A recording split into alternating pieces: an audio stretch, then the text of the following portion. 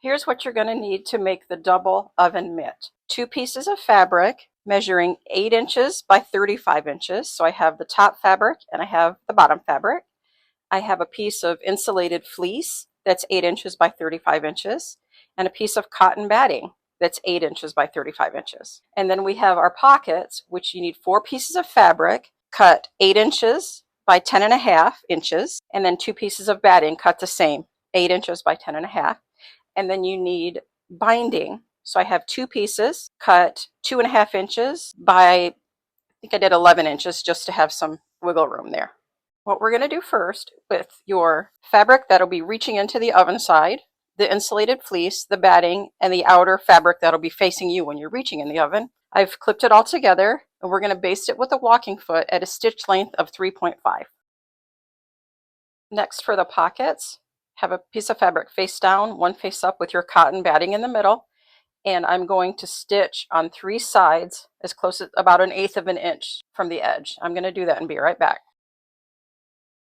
Go ahead and prepare the binding. So you fold it in half and press it, open it up, fold the raw edges to the center and press, fold this in half and press.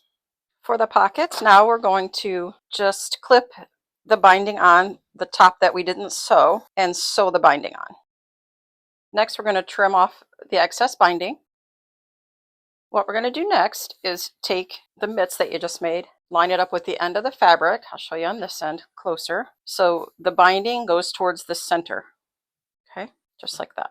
And then we're going to sew around 3 sides on both ends. What I'm going to do now is just fold this in half, and with the friction pen mark the center. Lay the fanciest tool you have to make something round, and we're going to put that there and draw around there. So we're going to cut that out.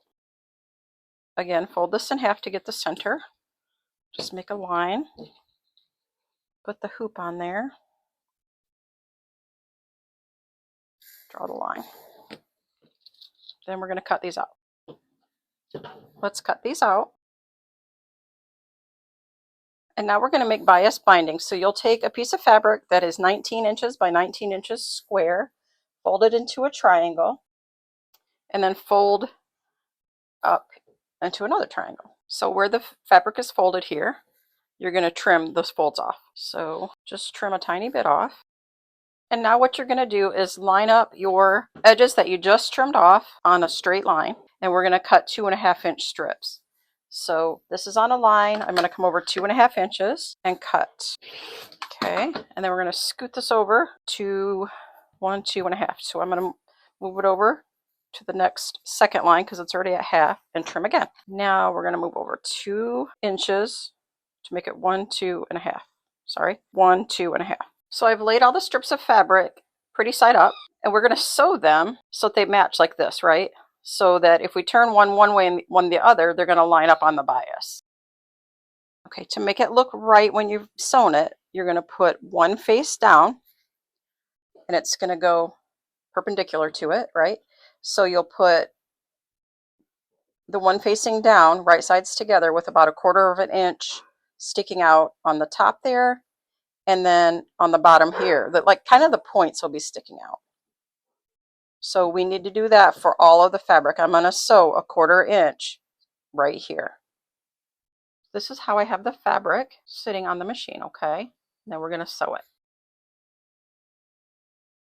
Okay, so we'll do the next piece. I just kept the other on the machine just like we're chain piecing. So I'm going to set this one right side down on the other one, leaving about 1/4 of an inch sticking out there and 1/4 inch up here. Okay, so then I'm going to flip this end over, grab the next piece. Next, you'll lay that piece right side down, just like the other ones, and then sew it. Next, take your binding and press the seams open, and then trim off the excess on all the sides. Next, fold your binding in half and press all the way to the end. What you'll do next is lay the raw edges of your binding to the raw edges of your mitt, leave about 10 to 12 inches unsewn. We're going to start here, and then we're just going to sew around. And because we cut this on the bias, it'll make it easier to go around in the circle. It will give as we sew around. So I'm going to do that.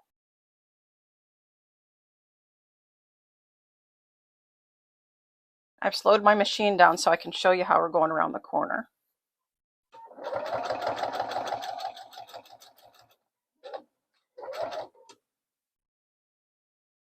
Gently.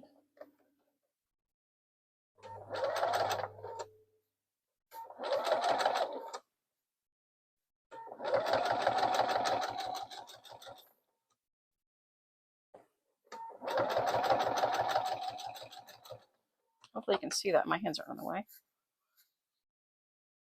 Hopefully you're seeing all this okay without my hands being in the way, but I'm going to try to get it a little closer.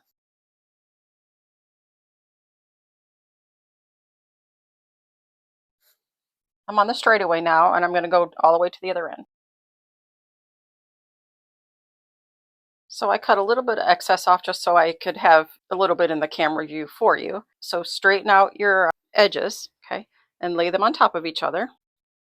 And we're going to measure from the bottom of this one up 2 inches and make a line. And then on this one, make a line on the same spot. Okay. And then I open it up and make a line on the inside too, just because it's easier for me. And now what we'll do, turn the fabric together and match the lines, and we're going to sew across these lines. So I've got the lines matching here. We're going to sew across.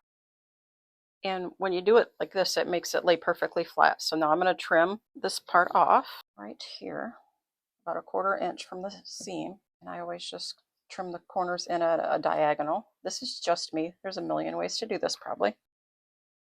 And now finish sewing along here. Go around the whole mitt and see if you have any bulky spots and trim them off with scissors. And I would say that these ends are more bulky than the sides, so be careful not to cut into your fabric, but go ahead and just go around the whole thing and trim it up. Now press the seams around the whole mitt, and we'll move on to the next step, which will be folding it over and sewing it. Okay, so I've turned over the mitt and going to bend the binding over, making sure I've gotten as much of the bulk off as I've needed to. And we're going to iron this down, press it as well. Now we're going to take it to the sewing machine and stitch in the ditch. So stitch right in the crease there around.